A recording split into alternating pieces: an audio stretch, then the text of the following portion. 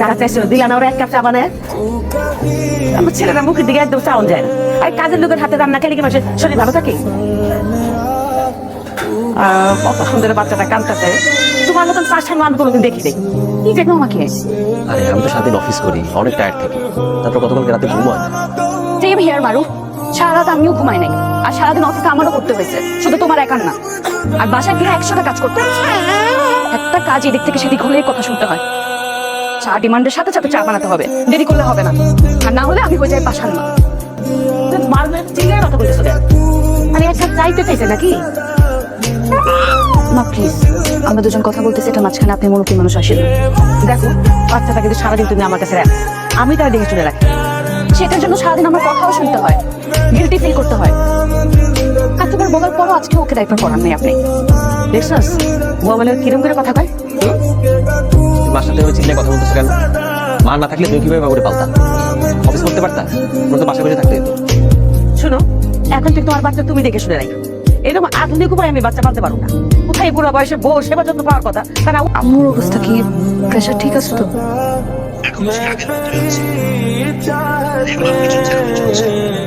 আগের মতোই। আমার না একদম ভালো লাগতেছে না। তোমার উপর কত প্রেশার, তোমার সবকিছু একা একা করতে হচ্ছে, সে সময়টুকু পাচ্ছি না।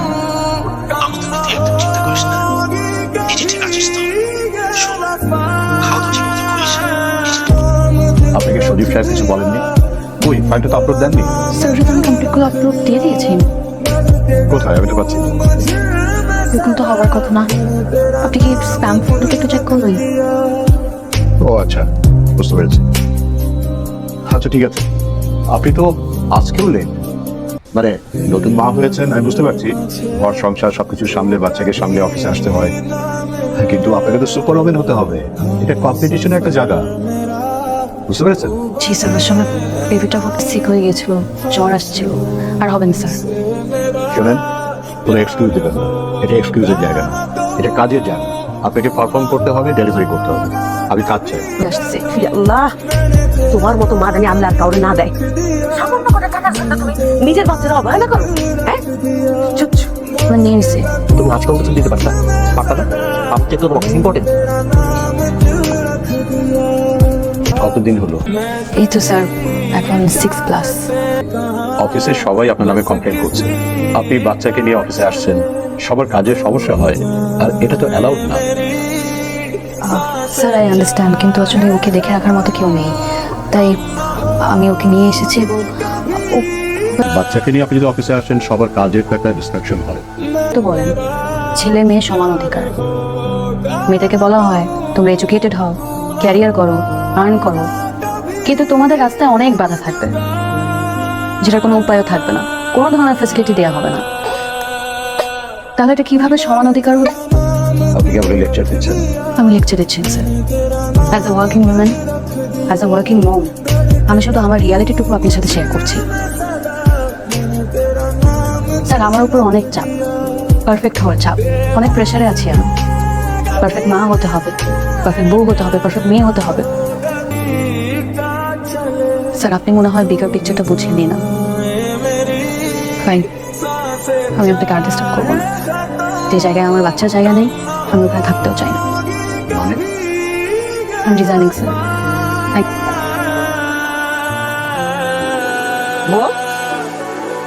তুমি ঘুমাইতেছো কি? রান্না বান্না করবো না? না ঘুমাচ্ছি না, আমি ওই ফ্রিজের মধ্যে ভাত তরকারি আছে না, ওটা খাবে। এই কি খাও তুমি? মা বাবু অফিস থেকে এসে বাসি ভাত তরকারি খাইবো? অত বাসি না, আর একদিন ফ্রিজে রাখা খাবার খেলে কিছু হবে না। আচ্ছা তোমার তো এখন অফিস নাই, তুমি তো এখন একটু ভাত তরকারি রান্নাটা করে দিতে পারো নাকি? মা আমার না খুব শরীর খারাপ লাগতেছে আজকে, কেন যেন জ্বর জ্বর লাগতেছে। তাহলে কি মার আজকে না খেয়ে থাকবো? না, যা আছে তাই খাবে, নাহলে বাড়ি থেকে অর্ডার করবো।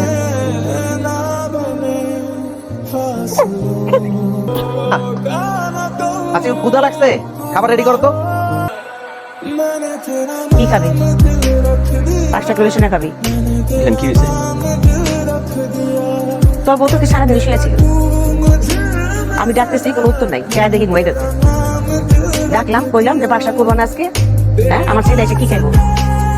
বলে আজকে আমি বাসা করতে পারবো না, আমার শরীর ভালো লাগতেছে না। আর তুই যে খাবার আছে, আমরা এটা কি ধরনের কথা? তুই যে খাবার, বাসি খাবার আমার ছেলে খাইবো, বলে অসুবিধা নেই, যদি না খাইতে চাই বাড়ি থেকে অর্ডার দিয়ে খাইবো, আমার শরীর ভালো না, আমি আর কিছু করতে পারবো না। এটা কি ধরনের কথা কও? হ্যাঁ, কিছু যদি করতে না পারতো আমার তো বলতে পারতো, আর আমার আগে বলতে পারতো না জান পারবো না কিছু, একটা কিছু করে নেন। তোরা তো কোনোদিন আমি ফ্রিজের খাবার বা বাসি খাবার খাওয়া বড় করছি রে? হ্যাঁ, আজকের সুপার উইমেন অনন্যা চৌধুরী তার সেই সফলতার গল্প শোনাবেন। সাধারণ একজন নারী যে বুঝতে পেরেছে সব। এই সমাজের চোখে আমি একজন ভালো মা হবার চেষ্টা করেছিলাম, বাট আই ফেইলড। আমি পারিনি, কারণ সমাজের চোখে ভালো মার ডেফিনেশনটা একটু অন্যরকম। একজন ভালো মার নিজের কোনো স্বপ্ন থাকতে পারবে না। একজন ভালো মা ইন্ডিপেন্ডেন্ট হওয়ার চেষ্টা করবে না। একজন ভালো মা সুপার হিরো, তার ক্লান্তি থাকবে না, তার কোনো ব্যথা থাকবে না। একজন ভালো মা সমাজের বলার সাথে সাথে নিজের পড়াশোনা সবকিছু ভুলে যাবে, নিজের বাচ্চাকে রেখে অফিসে যেতে পারবে। আমি চেষ্টা করেছি, বাট আমি পারিনি। তারপর আমার মনে হয়েছে ভালো মা হওয়ার দরকার নেই। আমার আগে